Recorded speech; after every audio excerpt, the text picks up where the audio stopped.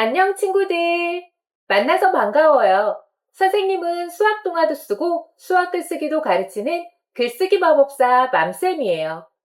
혹시 수학 글쓰기를 들어본 적 있나요? 글쓰기는 많이 들어봤지만 수학 글쓰기는 처음 들어봤다고요? 괜찮아요. 오늘은 친구들이 수학 글쓰기를 완전히 이해할 수 있게 선생님이 마법을 부릴 거니까요.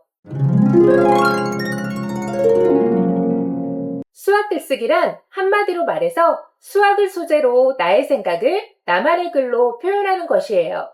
일기처럼 쓸 수도 있고 동화나 만화처럼 이야기 글로도 쓸 수 있어요.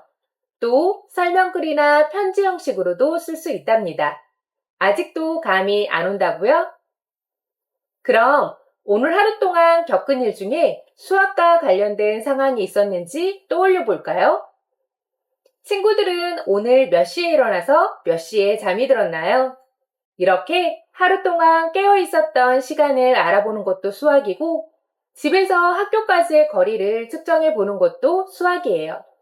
또 학교 수학 시간에 배운 공부나 학원에서 문제를 풀어보는 것도 당연히 수학과 관련된 경험이겠죠? 학원 수업을 마치고 집에 돌아왔는데 엄마가 맛있는 간식을 만들어 주셨어요. 엄마가 만든 간식은 항상 맛있죠?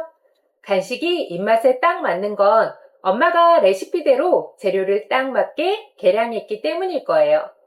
이렇게 요리를 만들 때도 수학이 적용되고 있고, 우리가 살고 있는 집을 지을 때도 수학이 꼭 필요하답니다.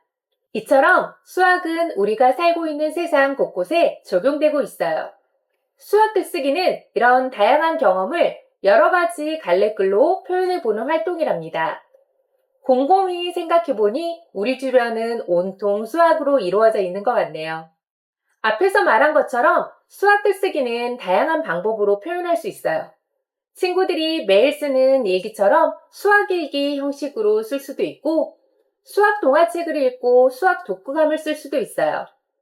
또 글을 읽을 대상을 정해서 수학 편지를 쓸 수도 있고, 수학을 소재로 동화나 동시, 만화도 만들 수 있어요. 하지만 글로 표현한다는 게 생각만큼 쉽진 않죠? 그래서 오늘은 친구들이 수학 글쓰기를 훨씬 더 쉽게 할 수 있는 방법을 선생님이 알려줄 거예요. 선생님은 글쓰기 마법사니까 친구들에게 글쓰기 마법 도구 하나를 소개해 줄게요.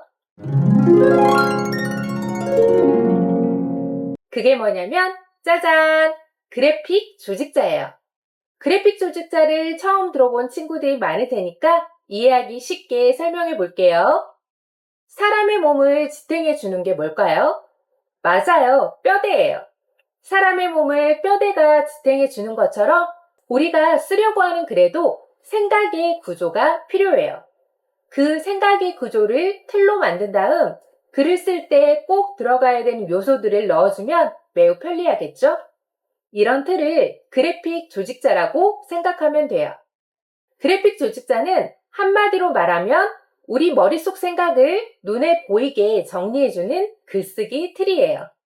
이렇게 말풍선이나 그림, 상자 안에 친구들이 생각한 내용을 차곡차곡 담아주면 된답니다. 글을 쓰기 전에 생각 지도를 그리는 과정이라고 생각하면 좋겠네요. 우리가 처음 가본 곳을 찾을 때 지도가 있으면 길을 찾기 쉬운 것처럼 그래픽 조직자가 있으면 글을 쓰기가 쉬워지겠죠? 그래픽 조직자는 이건 여기에 적고 그 다음엔 이걸 적으면 되고 이렇게 알려주기 때문에 마음속 이야기를 꺼내어 차근차근 정리할 수 있는 지도와 같다고 생각하면 될 거예요. 어때요? 글을 처음 써본 친구들에게 딱 필요한 도구가 되겠죠?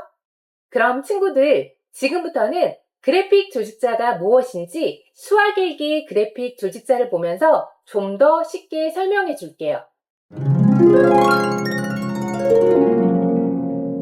먼저 우리가 보통 쓰는 일기장 형태를 볼까요? 우리가 흔히 보는 일기장에는 날짜와 요일, 날씨 쓰는 칸만 구분되어 있고 이렇게 줄만 그려져 있는 형태가 많을 거예요. 그런데 대부분 친구들이 날짜와 날씨까지 쓰고 나면 그 다음에는 뭘 써야 할지 막막하다고 해요. 왜 그럴까요? 그건 어디서부터 어떻게 써야 할지 모르기 때문인 거예요. 그럼 이건 어때요? 왼쪽과 오른쪽을 비교해 볼까요? 어떤 차이가 있나요? 일기를 쓸 때 꼭 들어가야 하는 요소와 구조가 칸으로 구분되어 있고 무엇을 써야 할지 알려주니까 좀 더 써볼 만하겠죠? 아마도 이렇게만 되어 있어도 일기의 구조를 잡는데 큰 도움이 될 거예요. 하지만 선생님이 만나본 친구들 중에는 이러한 쓰기 틀이 있어도 처음에는 바로 글을 쓰기가 어렵다고 해요. 그래서 선생님이 처음 쓰는 친구들이 조금 더 쉽게 쓸 수 있는 마법 일기장을 만들어 봤어요. 두 가지 버전을 알려줄 건데요. 먼저 첫 번째는 네모칸 안에 단어만 적어보는 쓰기틀을 채워보는 거예요. 일단 이 질문을 보고 머릿속에 떠오르는 생각을 단어로 적어보는 거예요. 문장 전체를 쓰는 건 아니니까 좀 더 쉽게 칸을 채울 수 있겠죠? 두 번째는 문장 뼈대가 이미 주어지고 빈칸에 단어나 짧은 문장을 끼워 넣는 쓰기틀 형식이에요.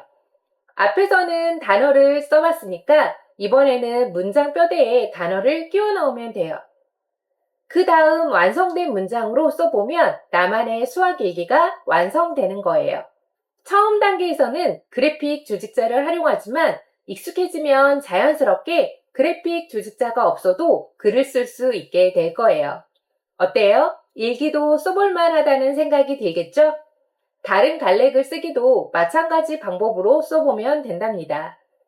이렇게 글을 쓰기 전에 쓰기틀을 사용하면 어떤 점이 좋을까요? 일단 정해진 칸에 내용만 채우기만 하면 되니까 쓰기에 대한 부담이 줄어들고 수학 내용도 자연스럽게 정리하면서 글쓰기에 대한 자신감도 길러질 거예요. 자, 이제 그래픽 조직자가 뭔지 알았죠? 그럼 지금부터 수학 글쓰기 마법 도구 그래픽 조직자와 함께 우리만의 수학 이야기를 멋지게 써볼까요? 오늘부터 미션이 있어요. 여기 첨부 파일을 보면 선생님이 만든 수학일기 그래픽 조직자가 있어요. 오늘의 미션은 이 그래픽 조직자를 활용해서 수학일기 한 편을 완성해 보는 거예요. 먼저 스텝 1 시트에 단어와 문장 넣기를 해보고 스텝 2 시트에 완성된 문장으로 일기를 완성해 보세요. 친구들이라면 충분히 잘할 수 있을 거라고 믿어요. 선생님이 항상 응원할게요. 화이팅!